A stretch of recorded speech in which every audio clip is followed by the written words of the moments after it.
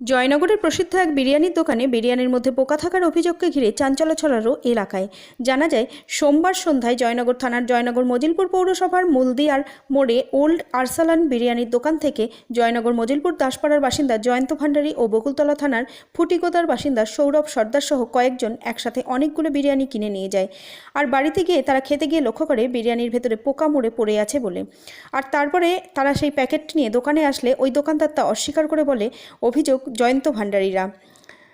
আর তাই তারা ওদিন রাতেই ওই দোকানদারের বিরুদ্ধে জয়নগর থানায় অভিযোগ দায়ের করেন। আর অভিযোগ পাওয়ার পরে জয়নগর থানার পুলিশ গিয়ে ওই বিরিয়ানির দোকান থেকে অভিযোগকারীদের কাছ থেকে নমুনা সংগ্রহ করে যা মঙ্গলবার পরীক্ষার জন্য পরীক্ষাগারে পাঠানো হয়েছে বলে পুলিশ সূত্রে জানা গেল। তবে এই ব্যাপারে অভিযোগকারী জয়ন্ত ভান্ডারী ও সৌরভ সর্দার বলেন, আমরা চাই সঠিকভাবে তদন্ত করা হোক ওই প্যাকেটজাত বিরিয়ানির।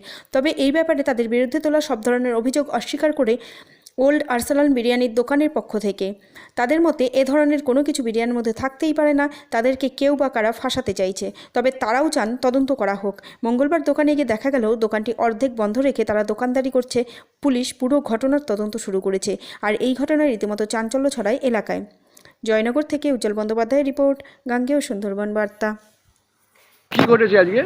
আজকে আমরা সন্ধ্যে 7টা সাড়ে 7টা নাগাদ ওল্ড আরসালান থেকে বিরিয়ানি কিনে বাড়িতে নিয়ে যাই। গিয়ে আমার বাচ্চা মেয়ে আছে খাচ্ছিল, খেতে খেতে হঠাৎ মাংসটা যখন খেতে যায় তাকে মাংস পোকা, সাদা সাদা পোকা। সাথে সাথে আমি আরসালানকে ফোন করি নাম্বারে। ফোন করার সাথে সাথে ওনারা কিছুতেই মানছিলেন না। তার অনেকক্ষণ বলার পর বলছে, না পোকা হতে পারে না, আপনারা দোকানে আসুন, দেখুন আমাদের মাংস পোকা নেই, এমনি বলে আমাকে যা তা কথা বলে। আমি রীতিমতো আমার বন্ধুবান্ধব নিয়ে আরসালানে যাই, মাংসটাও নিয়ে যাই, গিয়ে দেখায় মাংসটা সাদা সাদা গুঁড়ি গুঁড়ি আছে। ওনারা বলছে না এটা পোকা নয় বলে আমার সাথে সমানে টর্চার করছিল। তো আমার সাথে সাথে আরেকজন নিয়ে গেছিলেন, ওনার অন্য জায়গা বাড়ি, উনিও তার আমার আসার কিছুক্ষণ পরে উনিও এসেছিলেন। এসে যখন দেখালেন যে হ্যাঁ ওনারও মাংস পোকা, তখন কিছুটা হলে একটু দমে যায়।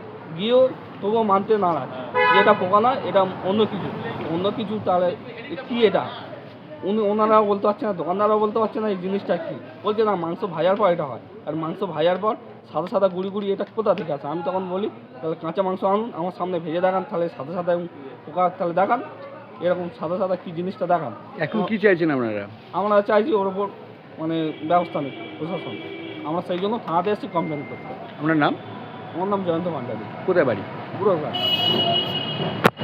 সোমবার রাতে সন্ধ্যের দিকেতেই আপনাদের দোকান থেকে যে বিরিয়ানি কেনা হয়েছিল এবং সেই বিরিয়ানিতে পোকা জাতীয় কিছুর একটা অভিযোগ হয়েছে দুজন ব্যক্তির পক্ষ থেকে জয়নগর থানাতে। এ ব্যাপারে দোকানের পক্ষ থেকে আপনারা কি বলতে চাইছেন? স্যার ওটা কোনো পোকা নয়, কিছু না, ওটা ভুল ধারণা। ওটা একটা ওরা কী দেখেছে, কোনো পোকা নেই। আমি তো নিজে গিয়েছিলাম কাল থানাতে, প্যাকেটগুলো দেখালো। আমি বললাম স্যার কোথায় পোকা আছে আপনারা নিজেরা দেখুন, ঠিক আছে। স্যারেরা বললো না ওরা কমপ্লেন করেছে, যেহেতু একটা লিখিত কমপ্লেন। আমি বললাম আপনারা খুলে দেখে নিন, স্যারেরাও দেখতে পেলো না, ঠিক আছে। তাই মোটামুটি ওখান থেকে আবার আমরা চলে এলাম। না, ওটা তো ল্যাবে যাচ্ছে পরীক্ষা করার জন্য। ল্যাবে গেলে পরীক্ষা করে দেখি।